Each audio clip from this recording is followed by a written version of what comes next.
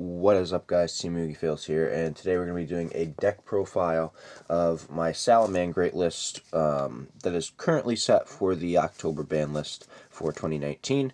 Now, with that being said, I'm going to talk a little bit about what happened pre-ban list too. It won't be anything super excessive or in-depth, but I'll talk a little bit about what I kind of went over. So, the reason I want to talk about the prior to the ban list portion is because I've gotten first place at my locals for 3 weeks straight with this. I think I actually know, yes, all 3 of the past weeks at locals, we've done 5 rounds. I know one of the rounds, or one of the days, was a 3v3 tournament, and my team ended up getting first. And then my sneak peek yesterday, I got first place as well, and the sneak peek had 31 people, and the 3v3 was 9 teams, so there were 27 people. And the week before, I don't remember how many we had. I know we had over 20, but I don't know the exact number. But I went, let's see, in the 3v3 I went 4-1, and then the sneak peek yesterday I went 4-0-1, so I had a draw, and then the other week, which was 3 weeks ago, that I had gotten first, I also went 4-0-1, having that one draw. So basically I've only lost one full game, or one full match, I should say, with this deck. It's working really, really well. Basically, my record currently with it at locals in the past 3 weeks is 12-1-2, which is phenomenal to do with a deck. That's 100% YCS worthy. So I'm definitely trying to show this off and show you guys what I've been playing, so you guys get an idea. But as you can see, and I'll zoom out a little bit, I just want to move this out of the way so you can see, I did get the Chaos Impact Sneak Peek mat for getting first, and I got some OTS support too. Didn't pull anything good out of my packs, but that's okay. But let's hop right into the main deck. So obviously we're playing our one Lord and Savior, Salamangreat Gazelle.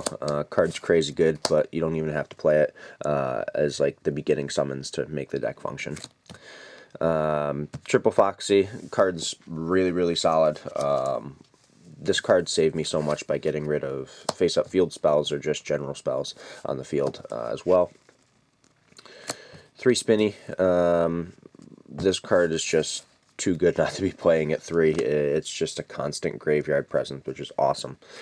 2 Gazelle. This was really, really solid. There were so many times where people would banish the first one, and I'd be able to get the second one out, or I'd activate Desires, and then I'd still have one left in deck, which is really good. 1 Foul and 1 Falco. Cards are really, really solid. Just got to play the one of each of them, though. 3 Buffalo and 2 Archiver for our general Cyburst support. I like these cards a lot. I think they're really good. Sea Archiver allows a lot of chain blocking, which is really important. That way your opponent can't chain to everything if you have the ability to do stuff. Then Buffalo being able to draw cards was pretty nutty. I really enjoyed that. It was pretty cool. Then hand traps. 3 Rock, 3 Dragon, and 3 Negate. So I really like this hand trap ratio. There were a lot of games where I sided out Nibiru. I like it. I think there are certain points where you like 100% don't need it, but there are other points where you do, and I think it's really important. So definitely take that into consideration, that Nibiru is a card that is situational, but I think main decking it at least 2 is still a good idea, because against the current meta, combo is still a thing. People just kind of fear playing it as much, but you can definitely play the Nibiru in the main.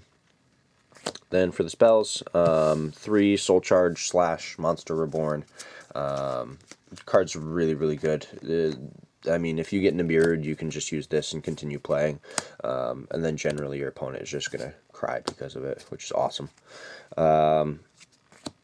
3 Signet Mining. Card's really, really good. It basically gives you 3 more copies of Gazelle or whatever Cyburst you need.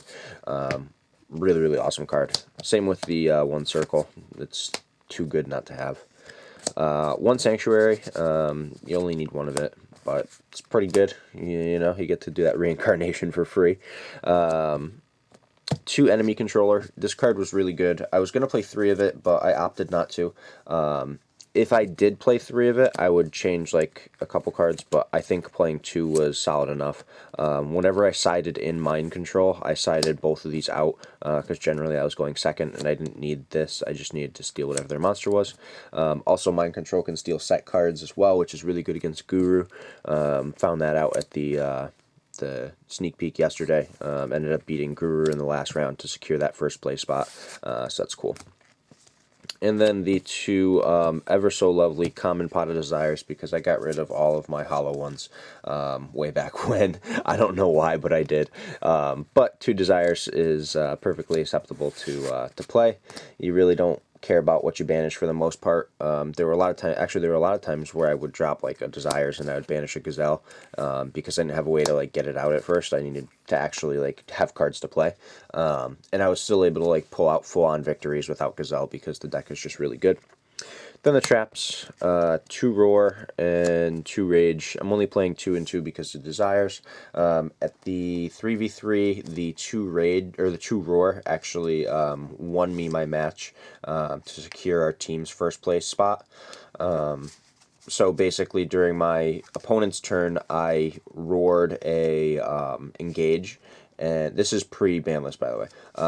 I roared an engage, and then he couldn't get it back because his Kugari was already engraved. So he passed turn to me, and I start going, and then I get out a Hida, and I already had a Salamangreat Link on the field. But I got out a Hida while I had a Salamangreat Link, and he flipped Solemn Judgment on the summon of the Hida, and then I chained the Roar, and he just scooped because I was going to summon back his Kagari, and then everything would have been more than enough for game. So yeah, I definitely enjoy playing the ratios of the 2 and 2. And if you have to, you can like side like one of each out or just one of the 2 out. It's fully your discretion. But moving on to the extra deck now, we have 3 Baelinks, 3 Sunlight Wolf, and 2 Leo. Basic ratio for salads, nothing super crazy. 1 Hida, 1 Phoenix, 1 Update Jammer, 1 Transcode Talker. I can't even tell you how many times I OTK'd people with this card, and every single time they had to read it with the Update Jammer because they had no idea what was happening. It was just really, really good. 1 Borreload Dragon. Cards really, really solid. There were games where I was able to get the Borreload and the Transcode Talker out, and like just it was really good. Like if you can get it to resolve, it doesn't happen often because like it takes a while. But usually I just went with the Transcode Talker and that was enough. Then 1 Stalio and 1 Dweller. I know a lot of people like vouch for playing 2 of this card. I never came into a situation where I needed 2 of it. It's good, but it's not 100% necessary to play multiples. Let's move on to the side deck here. Keep in mind this is my side deck from the sneak peek. So it was a little different when I played in the weeks prior, but I'm probably going to change it back to some things that I had prior to the sneak peek. So we played 2 Lancia, 1 Scythe, and the 3 Sanctum. In the sneak peek yesterday, this was possibly my best decision to side deck. It won me a very large number of games, games against Thunder Dragon, that, you know, otherwise he would have definitely won because he had all the cards to draw to play with, but because I had the Sanctum, he couldn't extra deck summon, and then the following turn I Sanctum him again with Lancia, and he couldn't banish anything to make like a Titan, and he didn't have the Thunder Dragon fusion to get to either, so it was just really, really good. So definitely a full advocate for the Artifact Engine. 3 evenly matched. I'm probably taking this out and putting in something different. I did not like resolve this card once. I didn't think it was that great. Like honestly, I'd rather just play Red Reboot and like have Red Reboot put in more work for me. That's just my personal opinion though. 3 Twin Twisters. Probably the second most sided card in my entire side deck. It's just too good. It really is. It just gives you everything that you need to out. I really enjoyed it. But yeah, I love Twisters. Second most sided card for sure. And then 3 Mind Control. This was by far the most sided card that I played. I I think almost every game that I knew I was going second, this card came in, because like I was just gonna steal stuff, and it helped. Like honestly, it helps you play around Nibiru because it's one less summon you have to do to make a link monster. So there are instances where you can just go and not have to worry about Nibiru giving you like any issues, because you won't get Nibiru because you didn't do enough summons. But that's just, you know, a nice benefit. But that was the side deck. Like I said, the only thing that I'd change is the evenly matched, and I'd probably put in 3 red reboot, or I'd put in 2 red reboot and then an Imperial Order, just because I think that a lot of spell heavy decks are still going to be around. Regardless of people thinking Striker is dead, it's not. At the sneak peek, like I said, we had 31 people, and one of my close friends, he ended up getting 5th, so he went 3-1-1. He was actually my draw from the sneak peek yesterday, and he was playing Striker, and I mean, going 3-1-1 when you only have 1 Widow Anchor is pretty good. So yeah, it was pretty solid. So I think Striker is something to still worry about, regardless of what people say. It's just a really solid deck, and it's still consistent. You have 3 Potted Greed in your deck in the form of Engage still, but yeah. But let's not talk about Sky Striker. We'll just wrap up the video with the Salamangreat stuff. So performance-wise, what do I think? I think the deck is fully functional. Everyone asks me like, what's the best deck this format? What do I play? What do I play? What do I do with this? Why would I play this? Why would I play that? So my thought process behind it is the top 3 decks currently are going to be Salamangreat, Orcust, and Thunder Dragon, not in any particular order. The reason I say not in any particular order is that I personally don't see one of these decks being infinitely better than the other 2. I think all 3 of them stand like just a very good chance of doing well this format. So if you're going to pick up any of them, to me, it doesn't matter which one is picked up. I think all of them are really solid options. For me, I'm really enjoying Salamangreat. If I were to take a biased opinion about what deck I think is the best, I would say Salamangreat, only because I've gotten so much success with it in the past few weeks. But make sure you guys really contemplate what you want to play this format. There's a lot that you can play. You can play Striker and do well with it. If you want to play Striker still, it's fully possible. You just have to make sure that you know what you're doing. I might post a Striker deck list. I'm not sure. I'm thinking about it. I just have to iron out some of the pieces of it and see where I want to go with it. But it's definitely an option. So I hope you guys enjoyed the video. If you did, give it a thumbs up. Don't forget to smash that subscribe button. And for right now, that's Team Yugi Feels signing out.